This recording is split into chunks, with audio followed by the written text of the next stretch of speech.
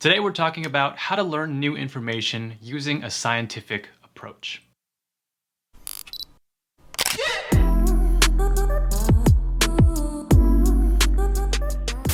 Hey everyone, welcome back to the channel. If you're new here, my name is Mike. I'm a doctor working in California and co-founder of RemNote. This is another video from our series on evidence-based learning strategies, where Matty and I take the research in cognitive neuroscience and help you apply it to your studies to get better grades. So if that's something you're into, be sure to subscribe for weekly videos. When you sit down and open a textbook or open lecture slides for the first time, what you want to avoid doing is reading from beginning to end in a hyper-focused way and trying to take in every little detail so that you don't miss anything. Instead, the mindset you want to have is to do multiple broad passes through the material, each time picking up more and more detail. So for example, the first time through, maybe just focus on understanding the organization of the material. Then the second time through, maybe focus on understanding the big concepts. And then the third time through, focus on understanding the details. A popular method utilizing this concept is SQ3R, which stands for survey, question, read, recite, and review. Well, this method is a little outdated, so we've revamped it by adapting evidence-based learning strategies. So in our new SQ3R, we changed the 3 R's to rephrase, recall, and repetition. So the S stands for survey. Quickly flip through your chapter or lecture slides and read all the headings, bold words, look at the pictures and diagrams. And the goal is that you want to get a general idea of what you're about to learn and see how the author or the professor organizes the information. Q is question.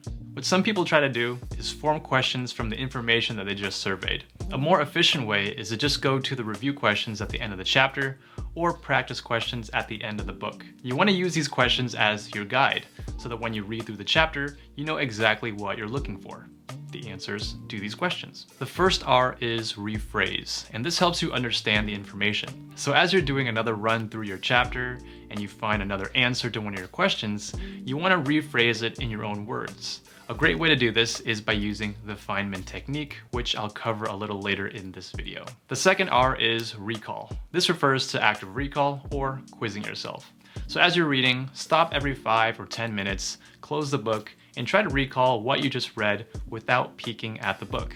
This will help you solidify the information. The last R is repetition, and this refers specifically to spaced repetition, an evidence-based study strategy that helps you retain information for the long term. Spaced repetition is a technique that has you space out your studies so that you're reviewing material right when you're about to forget them. We've already made a video diving into the science behind why active recall and spaced repetition are so powerful, so definitely check it out after this video. So with SQ3R, you're going through the material multiple times. You survey it first, then you read it, then you look for answers to your questions, and then you may have to go back and revisit certain topics that you couldn't rephrase or recall. I mentioned the Feynman Technique earlier, so next let's cover what that entails, because it's a powerful way to learn information for the first time.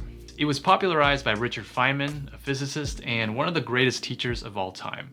He was able to explain extremely complicated topics like quantum physics to the average student in a way that made sense to everybody. And he did this by using the Feynman Technique, which uses active recall in a strategic way. First, you want to explain the topic you're trying to learn as if you're explaining it to a 5-year-old. This means that you have to use simple words and you can't rely on using jargon.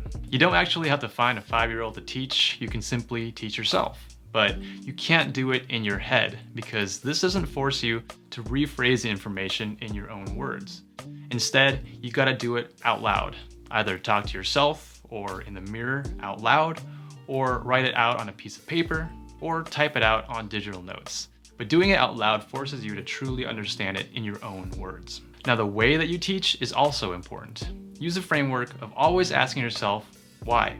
Why is that the answer? Well, a 5-year-old child is gonna keep asking you why as well, but by doing this, you begin to break down big concepts into smaller ideas until you've broken it all the way down to its simplest parts. So for example, when I study medicine, I don't truly understand a disease by just memorizing its name and being able to recite its symptoms. I need to break it down into smaller concepts. Why does this disease cause you to cough? What's happening at a physiologic level? What's happening at a molecular level? By understanding the disease at the fundamental level, it then becomes easier to understand everything else, like how different medications treat the disease, or what you can do to avoid getting the disease. It's a simple technique, but effective for learning complex concepts. In RemNote, we encourage this approach through using the concept descriptor framework. Not only does breaking down complex ideas help you understand your material in terms of its simpler parts, it also helps you more efficiently test your knowledge when it comes time to making flashcards for quizzing. Alright, if you enjoyed this video, we'd appreciate it if you could share it with your friends. If you haven't had a chance to try out RemNote, visit remnote.io and you can start today. It's a free note-taking app that automatically turns your notes into flashcards with spaced repetition. If you want more study videos, check out this playlist over here. And if you just want to chat, follow us on Instagram or Twitter and send us a message. As always, thanks for watching, and we'll see you in the next video.